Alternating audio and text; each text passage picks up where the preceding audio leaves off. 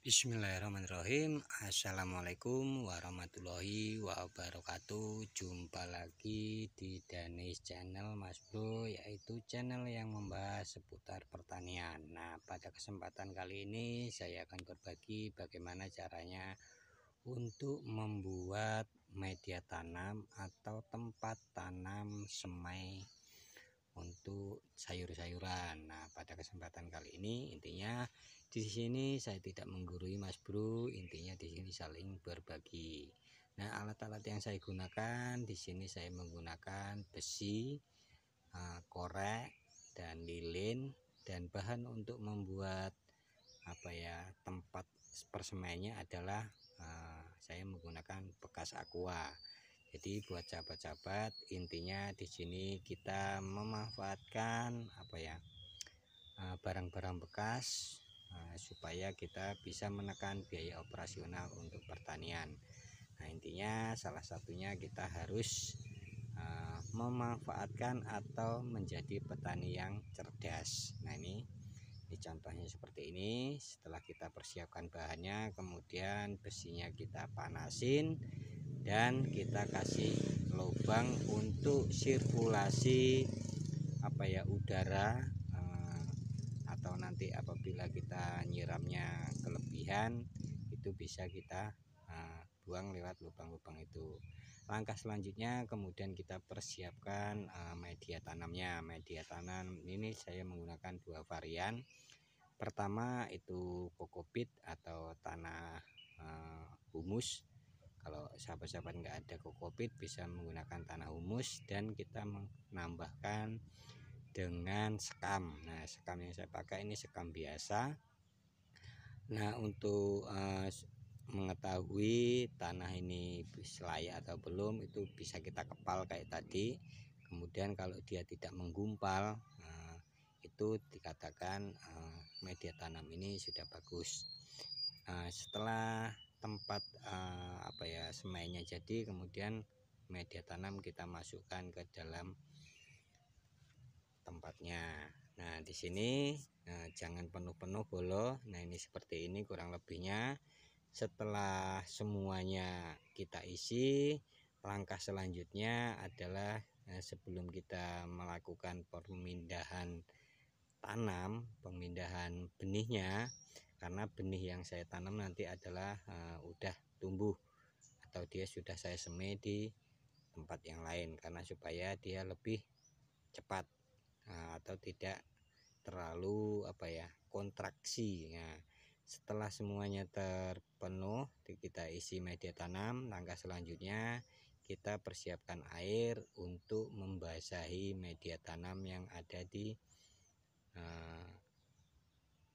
tempat media tanam ini. Kita basahi sampai benar-benar basah sampai ke bawah, karena kalau nanti sudah kita kasih benih atau bibit itu harus tanahnya benar-benar lembab.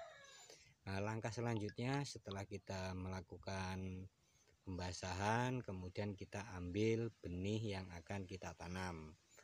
Oh ya, sebelum kita ambil benih, kemudian kita persiapkan sedikit kayu.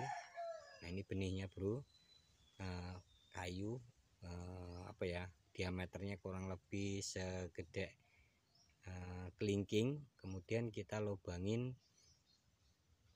tempat persemaiannya. Ini untuk mempermudah supaya benih yang akan kita tanam itu benar-benar akarnya tidak terputus. Kita lubangin semuanya. Kemudian setelah kita lubangin semua, itu baru benih atau bibit yang akan kita tanam itu kita masukkan pelan-pelan. Kita masukkan, kemudian kita nanti timbun dengan media tanah baru. Nah, ini contohnya seperti ini. Sebentar saya selesaiin dulu untuk pelubangan supaya untuk memudahkan nanti dalam proses penanamannya. Nah, ini setelah kita lubangin semuanya, kemudian kita ambil benihnya. Nah, ini yang saya tanam adalah benih tomat yang saya sudah semai di tanah. Nah, ini kita masukkan secara pelan-pelan, jangan sampai akarnya itu patah. Dan setelah kita masukkan ke lubang, kemudian